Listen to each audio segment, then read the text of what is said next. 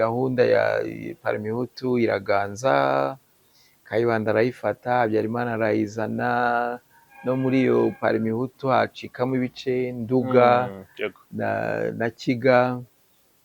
Ubwo Habyarimana aza yahiritse Nduga azana Kiga, abanyenduga amashuri avaho, ibintu byose birazamba. Kongo igisirikare cyabaye FARDC mu bo gifatanya harimo FDLR, umutwe ukomoka ku basize bakoze jenoside mu Rwanda, uretse no kukomokaho n'abasize bayikoze nabo hari abakirimo, nubwo wenda benshi bageze mu zabukuru. Bivuze iki ku mutekano w'u Rwanda? Bavuze ko bageze mu zabukuru na Kongo ikunze kucyitwaza ngo ntibahari, benshi barapfuye abandi barashaje, ariko barabyaye. Buri gihe ni uko nk'uko u Rwanda rwari rumeze, Repubulika Iharanira Demokarasi ya Kongo ntiyigeze igira ubuyobozi buhamye. Burya Butare bayitaga Zambia. Kuvuga ko bahigwaga ari Abatutsi, kwemera ko hapfuye abarenga miliyoni, nk'urugero Anthony Blinken babonye ubutumwa yashyize kuri Twitter avuga ko ari jenoside yo mu Rwanda, aho bibuka Abatutsi, Abahutu n'Abatwa bishwe muri jenoside. Kuba nyuma y'imyaka 30 tukibona abantu binangiye mu kwemera fact of history, ukuri kw'amateka kwerekana ko ibyabaye mu Rwanda ari jenoside yakorewe Abatutsi, ni ukubera iki kugeza n'uyu munota? Benshi babigizemo uruhare. Ambasada, mbere yo kugira ngo dusoze habaye ejo bundi hari n'abaminisitiri yabaye ku rupapuro rw'umuhondo tubonaho izina ryanyu ko mugiye guhagararira u Rwanda mu gihugu cy'Ububiligi, ariko ntabwo byabaye. Tujyane inyuma y'amarido dusobanurire impamvu ki bitabaye, turebe n'aho bigana. Naje hano nirukanwe muri Kongo.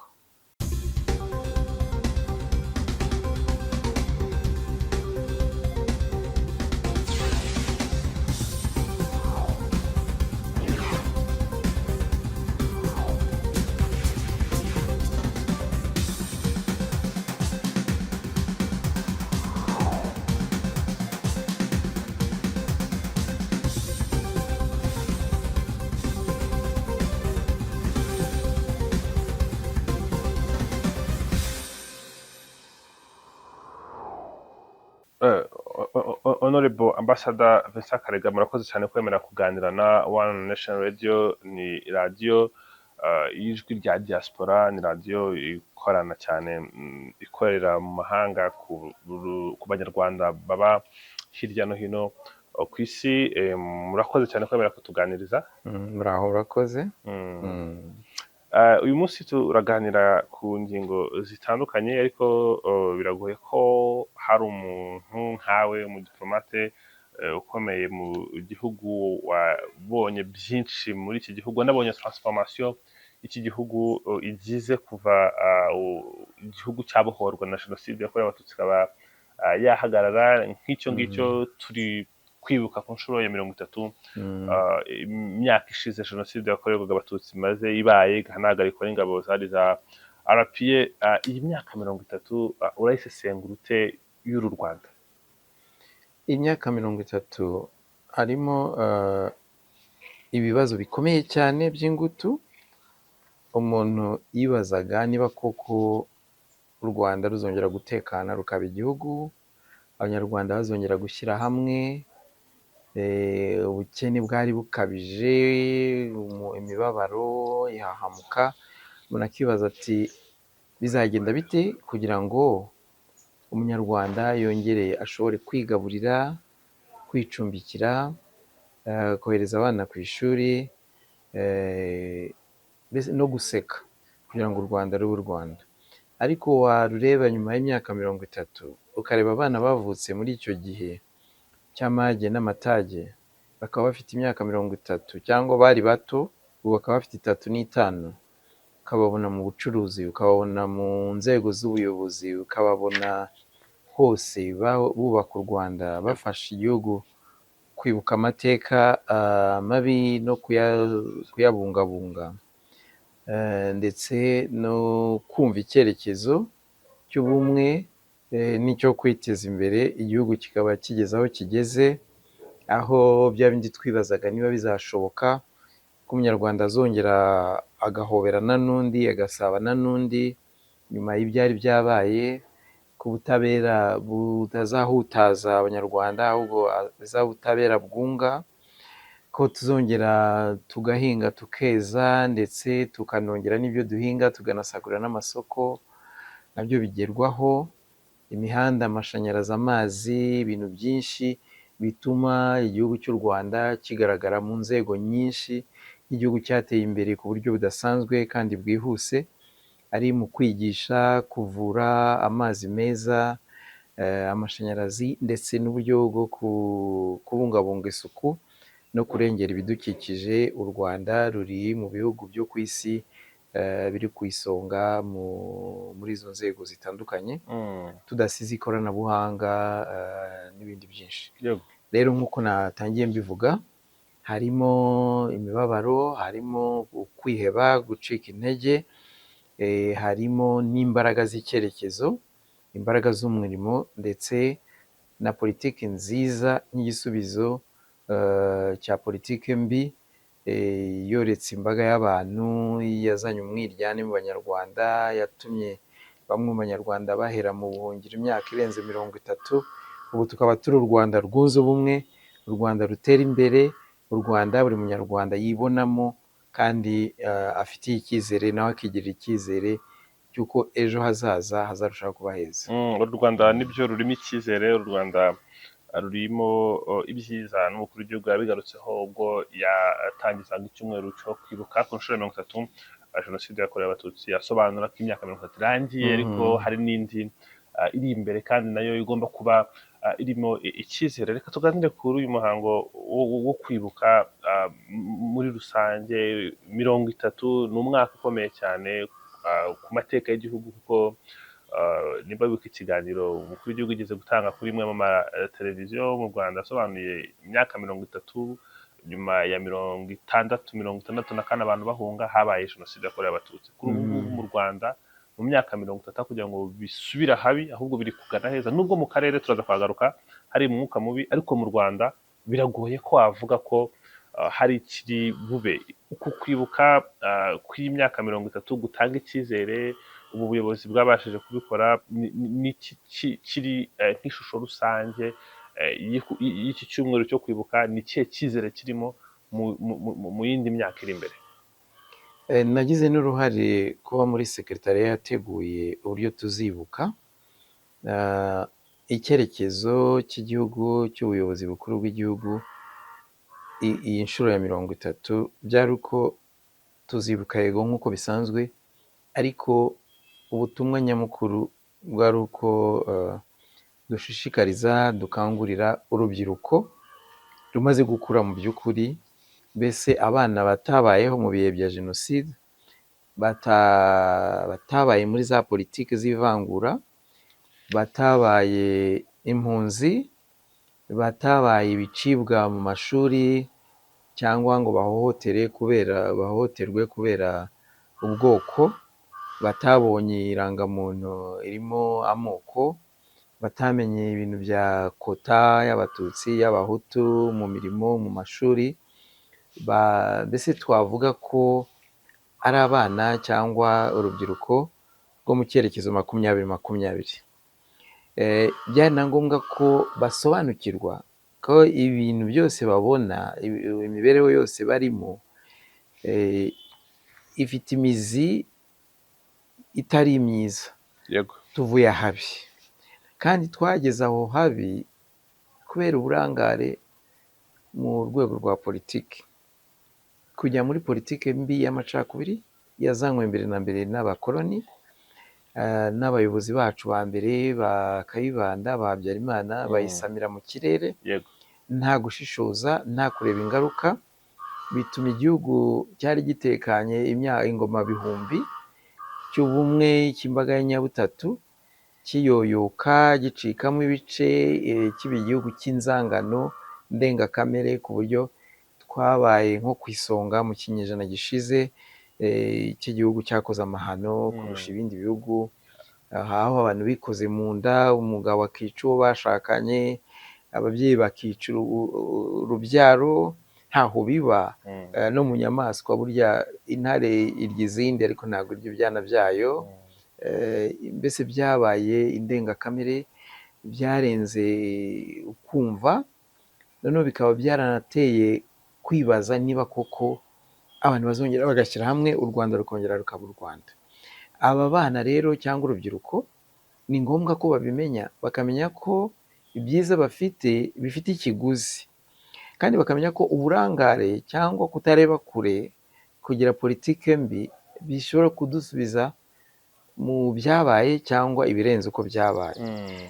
Ababikemuye turakuze, ni umwanya rero wo kumenya no kubumvisha birenze inshingano bafite zo gusigasira umusingi twubatse, twabubakiye, mbese nabo baheraho biteza imbere, bateza imbere igihugu, noneho bakanakoresha ubwenge n'ikoranabuhanga bamaze kugira, igihugu bakakijyana ku rundi rwego ruhambaye ruhebuje, tukava ku rutonde rw'ibihugu bikennye cyangwa bikabakaba kuva mu bukene, ahubwo tukaba igihugu nyine giteye imbere ku buryo bwuzuye. Birashoboka kuko urebye aho twavuye n'aho tugeze, dukubye kabiri cyangwa gatatu aho tugeze ubu, mu myaka indi 30 iri imbere, mu gihe bazaba bafite imyaka yacu, igihugu bazaba bakijije aheza. Ariko bisabwa ko bategurwa, bigasabwa ko bamenya abo ari bo, bigasaba ko bamenya amabi yabaye muri iki gihugu ndetse n'icyayakemuye. Wavuze ati buri myaka 30, mbese kuva abakoloni baje hagiye haba akaga. Abakoloni baraje basanga turi aho dutekanye, dufite ukuntu tubayeho, baca Musinga umwami mu gihugu, bamusimbuza murumuna we ku buryo butari bushingiye ahanini uko umuco wari umeze. Umuco barawunesha, barawukandamiza, babahatiriza kwegurira igihugu Kristo umwami. Urahazi i Nyanza aho hitwa Kristo umwami, bivuze ko imbaraga z'umwami, imyemerere, imyumvire, imibanire y'abanyarwanda itangiye guhungabana.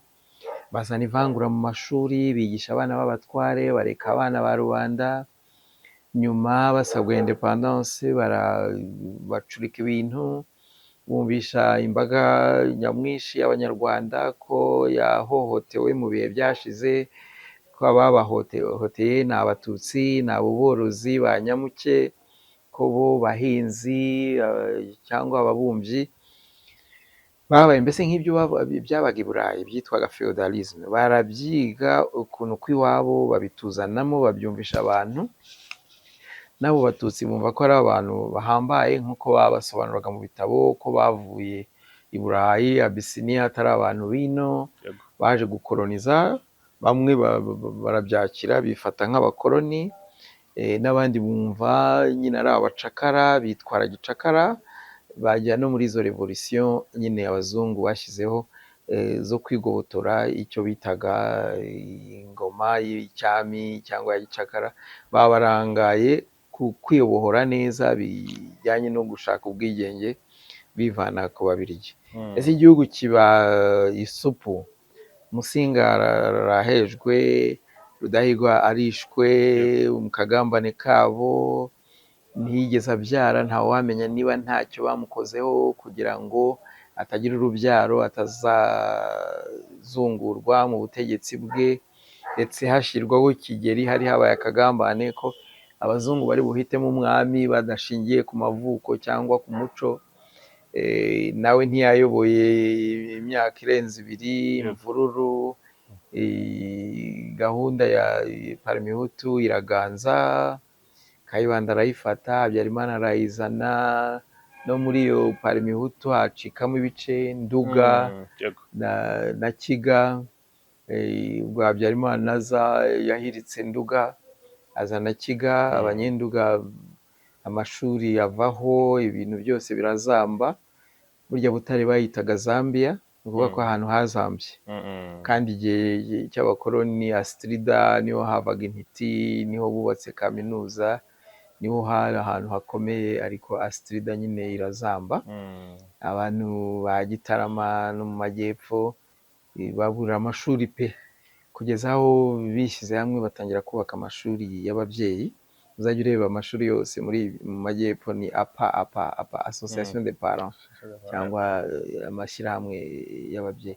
Ese igihugu cyagiye kiyoborwa nabi, cyayobowe nabi n'urugendo rw'iyo miyoborere mibi, imyaka y'icengezamatwara y'urwango, guhangana no gukomeza kumvikanisha ko ikibazo n'ubwoko bw'abatutsi nibyo byabyaye jenoside yakorewe abatutsi mu 1994. Barenga miliyoni bahasiga ubuzima. Aho ngaho niho nshaka kugana, kuko ukomeje cyane ku bikorwa by'abera no mu bashyitsi bitabiriye kwibuka. Hajemo benshi baturutse muri ibyo bihugu. Hari abagaragaza berekana ko ibyabaye ari bibi, banemera n'uruhare rwabo muri ayo mateka, ariko hari abandi bakomeje kwinangira mu kwita ibyabaye mu Rwanda jenoside yakorewe abatutsi, kuvuga ko bahigwaga ari abatutsi, kwemera ko hapfuye abarenga miliyoni. Nk'urugero, Anthony Blinken babonye ubutumwa yashyize kuri Twitter avuga ko ari jenoside yo mu Rwanda, aho bibuka abatutsi, abahutu n'abatwa bishwe muri jenoside. Kuba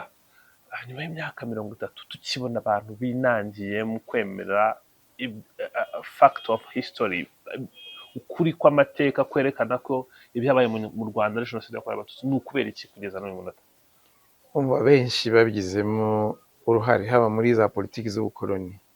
Nyuma y'imyaka 10 minisitiri w'intebe w'Ababiligi yaje i Rwanda asaba imbabazi, ariko nyuma ye za guverinoma zagiye zikurikirana zifite indi myumvire. Harimo n'icyo umuntu yavuga ubwibone n'ubwirasi bw'ibyo bihugu byateye imbere, ku buryo byumva nta mbabazi byagasabye mu bihugu bikennye cyangwa ibihugu byabaye nk'ibicakara kuri bo. Icyo kintu kibaho si ku Rwanda gusa. Ugiye mu mateka ukareba ibyo Ubufaransa bwakoze mu bihugu bivuga ururimi rw'igifaransa, ni ibintu bikwiye imbabazi, ntazo basabye. Ugiye mu mateka ukareba ibyo bakoze muri za Algeria n'ahandi, bikwiye gusaba imbabazi, ntazo basabye. Hano bagerageje gukoresha amagambo yizwe neza, twumvamo imbabazi, ariko bidashaka kumvikana neza iwabo ko igihugu cyabo cy'igihangange bareba nk'igitangaza ko cyapfukamye cyasabye imbabazi. Ariko icy'ingenzi n'icy'ingutu na bariya bagoreka uburyo babivuga, bagira bate, ntawe ugihakana ko hatabaye jenoside mu Rwanda. Nta n'uhakana ko imizi yayo ikomoka muri politiki mbi z'ubukoloni. N'ikibabaje ni uko n'Abanyarwanda bakurikiyeho, ariko nabo bagenwe n'abo Babiligi. Byabaye nk'aho tubonye ubwigenge, ariko ni bwa bwigenge bucagase, aho basize abantu nyine biremeye, bashyira mu ntebe, ariko batari bafite umuhamagaro cyangwa ishyaka n'ubumenyi bihambaye mu buryo bwo kuyobora igihugu mu bumwe n'amajyambere. Twavugaga imyaka 30 n'ukuntu u Rwanda ari ubwa mbere rusa n'urutekanye. Imyaka 30 nta gihungabanyije Abanyarwanda, nta bameneshwa kubera uko bavutse. Bivuga navuze ati ubwo Musinga ari muri 31, 59 ubwo Rudahigwa waragiye, abantu barameneshejwe, baratwikiwe. Uri kudusobanurira, uri kuva mu mateka kuri ya myaka 30 ukuntu muri 31, 31 ni nkaho igihugu gihinduye byose. Nibwo haje ibintu by'abantu bajya mu ndatwa, abapadiri babatiza abantu ku ngufu, kiliziya ikuraho kirazira, u Rwanda Burundi, hazamo za shiku, hazamo ibintu byose. Nyuma baje kwitirira ingoma y'icyami, akaba aryo bahereyeho bubaka manifesto ya Parmehutu. Ubwo imvururu muri 59 ziraje, n'abatarahunze bava i Rwanda barimuwe abenshi ku bwinshi bajyanwa mu ishyamba ry'inzitane ryari Nyamata, aho Tsetse yishe abantu yica inka, bavanwa mu byabo za Gikongoro, za Kibuye icyo gihe n'ahandi hose mu gihugu, bacucikanwa i Nyamata, benshi barahaguye. Bigeze 1963 nta mpamvu, izindi mvururu, bongera bica abandi batakundaga, bari baragumye mu gihugu, za politiki zikandamiza mu mashuri, mu mirimo, ziraba abantu bagahora bikanga. 1973 Habyarimana afashe ubutegetsi ahiritse abo mu majyepfo, naho abatutsi bongeye barumvishwa. Na nyuma igihe byagaragara ko nta mvururu ntaki, abana benshi batsindaga primaire bakabura secondaire, n'abatsinze secondaire bakabura université kubera uko bameze, bakajya bajya i Burundi cyangwa Bukavu abashoboye, cyangwa Goma gukomeza amashuri, cyangwa bafite bene wabo mu bindi bihugu hanze, bakaba babatumaho, ariko ari imibereho mibi. No muri rusange, nubwo manifeste ya Parmehutu yavuga ko ari ukurenganura rubanda nyamwinshi yarenganywe, urebye mu by'ukuri aho ubukene bwari buri na mbere ya jenoside, ibuka wenyine abantu bari bafite amashanyarazi, amazi meza muri iki gihugu ni bangahe? Inzara yahoragaho za Gikongoro n'ahandi, aho bavuga ngo urugi rukinga umugabo rugasiba undi, iteka imfashanyo z'ibiribwa, abantu benshi batize, abantu benshi nka 80% abantu muri iki gihugu bagendeshaga ibirenge, no muri 1994 nta nkweto ntaki, abantu bize gusoma no kwandika bari bake cyane, buryo ndibuka niba ntibeshye bavuga ngo 67% by'abanyarwanda ntibazi gusoma no kwandika, ubwo ni muri 1994. Urumva icyo ni bwa bujiji bwubakiweho ingengabitekerezo ya jenoside, bikageraho umuntu atsemba umugore we, atsemba abana be, ngo leta yabivuze. Nta mubyeyi, nta muntu n'umwe, nta kiremwa na kimwe kidakunda umwana kurusha ikintu cyose wagira ku isi. Umwana wibyariye, kugeraho umwica, urumva urwego abantu bari baragezeho. Urwego rwari rubi cyane, ariko urebye n'ubwo urwego rwagezweho gutyo nk'uko bivuze, hari byinshi kereka wowe ushaka kwirengagiza byabaye muri iki gihugu, byari nk'inzozi mu myaka 30 ishize. Reka turebe cyane kuri uyu munsi wo kwibuka. Ni umunsi witabiriwe n'abantu benshi, barimo na Perezida Cyril Ramaphosa. Presence ya Cyril Ramaphosa ivuze iki? Wabaye ambasaderi w'u Rwanda muri Afurika y'Epfo, havuzwe ibibazo bitandukanye hagati y'u Rwanda na Afurika y'Epfo. Muri iyi minsi hari deployment ya SADC muri EAC, hari ibibazo byagiye byumvikana bituruka ku mpande zombi. Kuba Ramaphosa yaraje, kuba Ramaphosa yarahuye na Perezida Kagame, bivuze iki ku mubano w'u Rwanda na South Africa? Perezida Kagame yabisobanuye neza ko nyuma ya 94 umubano w'u Rwanda na South Africa ari umubano udasanzwe, ndetse no mu byo gukemura ibibazo byabaga muri Congo. Muribuka amasezerano ya Sun City, igihe cya Mandela, igihe cya Mbeki.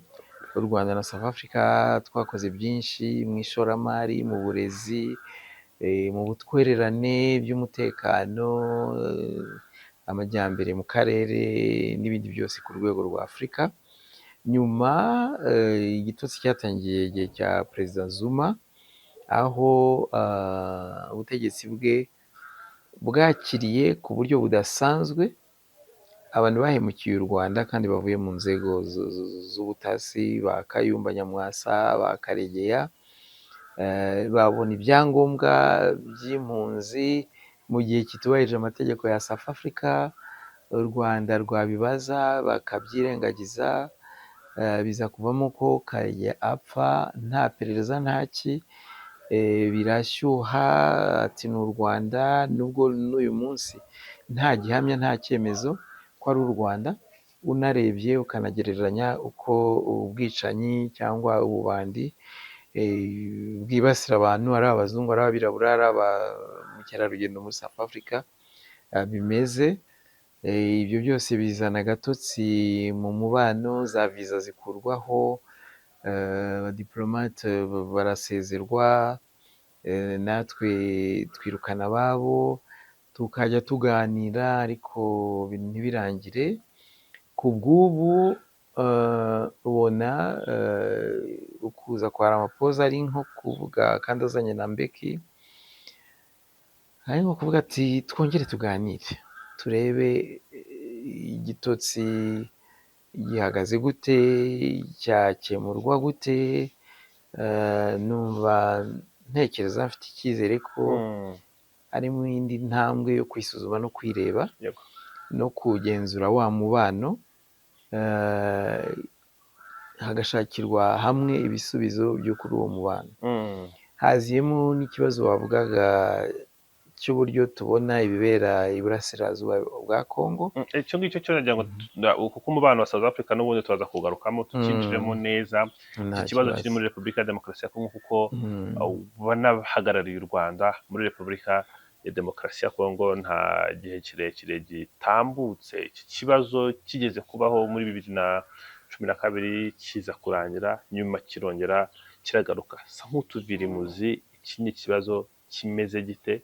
Repubulika ya Demokarasi ya Congo wayibayemo, abaturage babo urabazi, hanyuma kubera iki buri gihe iki kibazo cyegekwa ku Rwanda? Buri gihe nuko nk'uko u Rwanda rwari rumeze, Repubulika Iharanira Demokarasi ya Congo ntiyigeze igira ubuyobozi buhamye kuva ibona ubwigenge.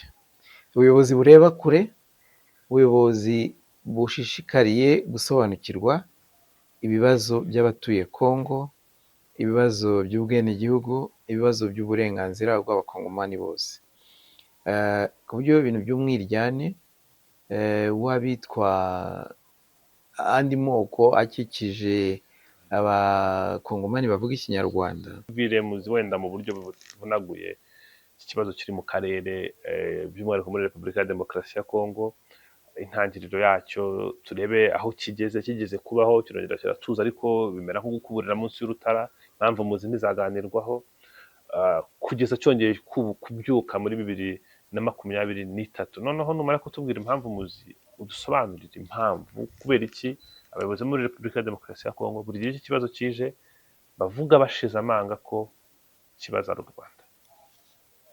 Icya mbere, ikibazo nyamukuru cya Congo n'ubuyobozi bwa Congo kuva kuri independence. Reba iyo mitungo yose bavuga bafite, ureke n'imitungo yo munsi y'ubutaka, urebe amazi, urebe amashyamba, urebe ubutaka bwagombye kuba buhingwa, noneho ugenzure ikintu ku kindi. Ese abafite amashanyarazi ni bangahe? Abafite amazi meza ni bangahe? Abafite amashuri hafi ni bangahe? Imihanda ihuza intara n'umurwa mukuru irihe? N'ibibuga by'indege ibyujuje ibyangombwa ni bingahe? Ruswa n'ubukene, ndetse Congo bavuga ko ifite abantu miliyoni 100,000, ariko ejo bundi raporo za UNICEF zerekanye ko miliyoni 27, navuze ko bafite miliyoni 100, noneho miliyoni 27 ni abantu bashonje barwaye indwara z'imirire mibi. Urumva byasobanuka. Noneho uje ku cy'abanyarwanda, abanyarwanda bari ukwinshi cyangwa ubwoko bw'abanyarwanda muri Congo. Hari gakondo, imipaka y'abakoloni yasanze hari abanyamurenge bo muri Kivu y'Amajyepfo no muri Kivu y'Amajyaruguru, abakomoka ku batware bitwaga ba Bucyana, ba Nshizirungu, ba Rwasamanzi, birazwi. Bandeze ni Abahutu, ni Abatutsi, ni nk'uko byari bimeze mu Rwanda. Ababiligi rero nibo bumvikanye iyo katwa ry'imipaka, n'Abongereza batwaraga Ubugande, n'Abadage bari mu Rwanda muri 1910. Bamwe bari iyo, n'abandi bari iyi, n'abandi bari i Bugande. Nta kibazo. Ariko muri 1959 hari abandi banyarwanda bahungiyeyo, cyane cyane Abatutsi birukanywe mu Rwanda bameneshejwe. No mu gihe cy'abakoloni, uko imirimo yabonekaga mu mirima, mu bucukuzi bw'amabuye, abakongomani bakiri bake batanitabira umurimo, Ububiligi bwazaga mu Rwanda gushaka abakozi kuva muri za 30 kugeza na hafi y'ubwigenge. Ikindi n'abantu kwimurwa, abakozi ba leta, kuko leta mbirigi yari Congo Belge Rwanda Burundi. Hari abanyarwanda benshi bize muri Congo, hari abakongomani bize mu Rwanda, za Strida, za Lovanium, za Kisantu i Burundi, gutyo. Urebye n'amafaranga y'icyo gihe yari inoti isa, yabagaho intore, ikabaho n'ibindi bintu nk'imiringa ya Congo, amenyo y'inzovu, bisa ni inoti ihuza mbese imico yo muri ibi bice. Rero ibibazo bya mbere byatewe n'Ababiligi. Iyo za Masisi n'iyo za Minembwe hari abatware b'Abanyarwanda, ariko Ababiligi bagahora babakeka ko bacyumva iby'umwami w'u Rwanda.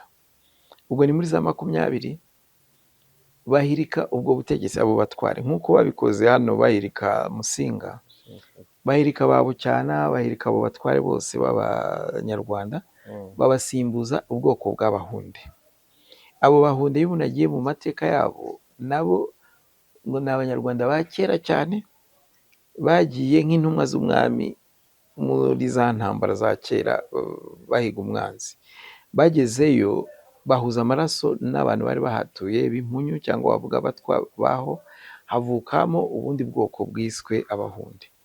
Abatware b'Abahunde rero babonye Abanyarwanda ari abo ba gakondo, n'abo bazanywe n'Ababiligi, n'abo baje muri 59 bameze neza mu buryo bw'ubukungu, bafite uruhare rukomeye muri politiki, bagira amashyari, biyambaza ubundi bwoko bwa Kivu y'Amajyaruguru bitwa Abanande. Mu Banande hari umuntu witwa Denis Paluku washakaga igihe cya nyuma ya independence Lumumba amaze kwicwa, havutse ibintu muri Congo, abantu bashaka gucagagura igihugu mu ibice, nawe ashaka gufata Kivu, ariko asanga bimugoye gufata Kivu no kuyitegeka, harimo izo mbaraga z'ubukungu, z'ubumenyi, za politiki zabo bavuga Ikinyarwanda. Noneho bagena politiki ivuga ko bari abantu bose n'impunzi zikwiye gusubira iwabo, birengagiza ya mateka y'abagakondo, birengagiza ya mateka y'abimukira bazanywe n'Ababiligi, bose babashyira mu gikapu kimwe, ko ari abantu baje 59, basubira iwabo, batware ibyabo, mbese ni irari na politiki. Bihereye aho rero ntabwo byigeze bihagarara, kuko habuze ubutegetsi buza ngo busuzume neza icyo kibazo. Hakaba igihe hasohoka iteka ati nyamuneka bari abantu bose bari bahari igihe cy'independence n'Abakongomani nta kibazo, bafite uburenganzira. Hashira igihe ati ba bandi bose bahawe ubwenegihugu barabubwambuwe, buri muntu abusabe ku giti cye. Hari umuntu utabusaba kuko n'ubwe nta gihe atigeze abugira, yajya kubusaba ate? Noneho iyo bavuze ngo umuntu azi umwe ku wundi, ni ukugira ngo bo bahitemo kukwita impunzi cyangwa kukwita gakondo. Haza rero n'ivangura, abaturanyi barabanga kugira ngo bagende dutware inka, bagende dutware isambu, bagende imyanya itorerwa tuyitorwemo. Nuko byaje kuba ingengabitekerezo. N'u Rwanda rero rwa Habyarimana na Kayibanda rwarakongezaga, uko babaga ino bakumva Abanyarwanda bakomeye ku mubare kandi batari kure y'umupaka, za Rucuru na Masisi, babibamo ya mbuto y'u Rwanda yo gutanya Abahutu n'Abatutsi. Bafasha ikintu cyitwa Magrivi, cyitwa ko ari koperative y'abahinzi, ariko byari ishyirahamwe ry'Abahutu rigomba gukora resistance ku iterambere cyangwa amahoro y'Abatutsi. Babaciyemo ibice, hari Abanande barekereje kubayobora, mbese baroroha, abandi barabayobora, babateramo akaduruvayo. Bihora bigaruka rero, batera intambwe mu ngabo, baravuga ati si ingabo zacu, ni ingabo mvamahanga zadushengeye. Batera intambwe muri politiki, atari ko bariya bagiye guhabwa izo ntebe si ba gakondo, bafite iwabo, ni bene Musinga, ni bene Kigeri, ni bene Rwabugiri, Sabino. bagahora rero nabo bigura biburana, rimwe na rimwe bikabasaba gufata intwaro bakarwana. Nuko bimeze.